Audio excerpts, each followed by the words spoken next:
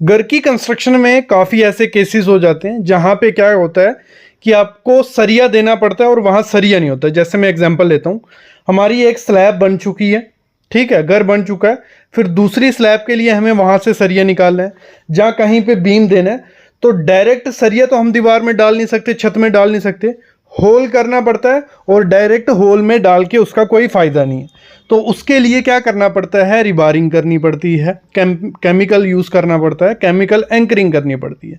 ये क्या होता है मैं समझाता हूँ आपको। जैसे एक सामने एग्जांपल ले लो, ये बीम है, ठीक है, इस यहाँ पे बीम नहीं था और ना सरिया, यहाँ पे बीम देना पड़ा किसी कारण, जहाँ आपको स्लैब पे मोस्टली लोगों को कॉलम का सरिया देना पड़ता है, जहाँ कुछ सरिया डालना पड़ता है। तो उसके लिए क्या करना है, सबसे पहले ड्रिल करना है होल। आपको अगर 12 mm का सरिया डालना है तो होल कर दिया आपने, ठीक है, उसमें 13-14 mm का, जो भी उससे थोड़ा ज़्यादा रखना है, 1-2 mm, मतलब जैसे 8 mm का सरिया होगा तो 10 mm का होल करना है, 10 mm का सरिया तो 12 mm का होल करना है, कर दिया। और उसकी डेप्थ कितनी होनी चाहिए, कम से कम आपको 9 इंच रखनी है, मतलब 250 से 300 mm होना चाहिए, बाकी डिपेंड करता है कि स्ट्रक्चर की डेप्थ कितनी है। ठीक है, हमने होल किया, और उसके लिए केमिकल आते हैं, हिल्टी कंपनी है इसके केमिकल आते हैं, फिशर कंपनी है इसके केमिकल आते हैं, व्योरथ है उसके केमिकल आते हैं। मोस्टली हिल्टी और फिशर के आपको ऑनलाइन मिल जाएंगे। ये केमिकल थोड़ा महंगा रहता है, तो इसको अगर आपको हिल्टी का लेना है तो 500 मिल जाएगा। तो आपको करना क्या है, ये केमिकल गन के साथ आता है।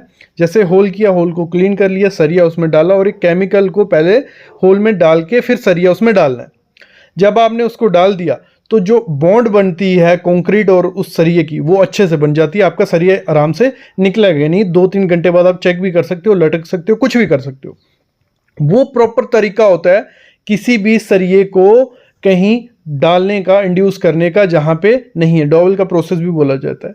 जैसे एग्जांपल लेते हैं, हम कॉलम कास्ट कर देते हैं, दीवारें शुरू होती है, फिर हमें 7 फुट पे लिंटल देना होता है। लिंटल का सरिया हमने तो निकालना नहीं होता है, और लिंटल का सरिया ऐसा होना चाहिए कि वो आपके कॉलम के अंदर जाना चाहिए। तो आपको हमेशा क्या करना है, जब भी लिंटल का सरिया देना है तो इस केमिकल की हेल्प से देना है। मतलब ये नहीं है कि कॉलम तक लाके छोड़ दिया और फिर वो कोई फायदा नहीं है। तो पिलर जब कास्ट हो गए होते हैं पहले ही, अगर साथ साथ में आप लिंटल और कॉलम कर रहे हो फिर तो कोई दिक्कत नहीं है। लेकिन अगर आपका कॉलम खड़ा हो गया और फिर आपको वहाँ पे प्लिंथ पूरे में लिंटल बीम देना है, तो उसके लिए आपको ये केमिकल यूज़ करना पड़ेगा।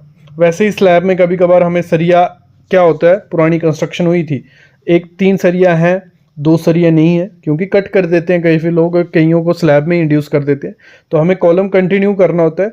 तो कॉलम को कंटिन्यू करने के लिए आपको क्या करना है, पहले तो चेक करना है कि आपका पुराना स्टील बार कहाँ कहाँ था, नीचे कॉलम का, वहाँ वहाँ होल करके फिर वहाँ पे ये केमिकल डाल के जो सरिया है वो ज़्यादा डाया का सरिया डालना है, और उसमें जो लैप होगा, भले अगर एग्जांपल लेते हैं जैसे 20 mm का सरिया यूज़ होने वाला है स्लैब में, कॉलम में, तो आपको क्या करना है, 25 mm का रिवायरिंग करनी है और 20 mm का उस पर लैप कर देना है। और इसको भी आपको किस हिसाब से रिवायरिंग करनी है, ऊपर नीचे, मतलब अल्टरनेट रखना है, एक नीचे रहेगा, 2 ऊपर रहेंगे। तो इस तरीके से क्या होगा, सरिया जो आप डालोगे स्लैब में, कॉलम में, वो सही से होता है। तो ये प्रोसेस बहुत इंपॉर्टेंट होता है घर की कंस्ट्रक्शन जो भी करवा रहे हैं। तो ये केमिकल आपको यूज़ करना ही करना है जब कहीं आपको एक्स्ट्रा सरिया डालना है। कभी कभार क्या होता है, एक पुरानी स्लैब बनी होती है, नई स्लैब बनाते हैं, तो वहाँ पे लोग क्या करते हैं, वहाँ पे थोड़ी थोड़ी स्लैब तोड़ी, पुराना सरिया थोड़ा बहुत है डाल दिया। नहीं, आपको होल करके एक्स्ट्रा सरिये डालने हैं, फिर लैब बनाना है, फिर उसके बाद ही आपको ये करना है। तो मेरे ख्याल में आइडिया लग गया होगा। छोटी सी वीडियो थी, आपको नॉलेज दे दूं कि जिनके घर के आपको ऐसा सरिया इंड्यूस करना है तो प्रॉपर तरीका यही होता है कि उसमें केमिकल यूज़ करो। ये आपको अमेज़ॉन, फ्लिपकार्ट या ऑफलाइन भी मिल जाएगा, लेकिन होते थोड़े महंगे लिए। छोटी सी बोतल भी आपको 3-4 हज़ार रुपये की मिलेगी, लेकिन आपका काम हो जाएगा और स्ट्रेंथ भी आपके घर को मिल जाएगी।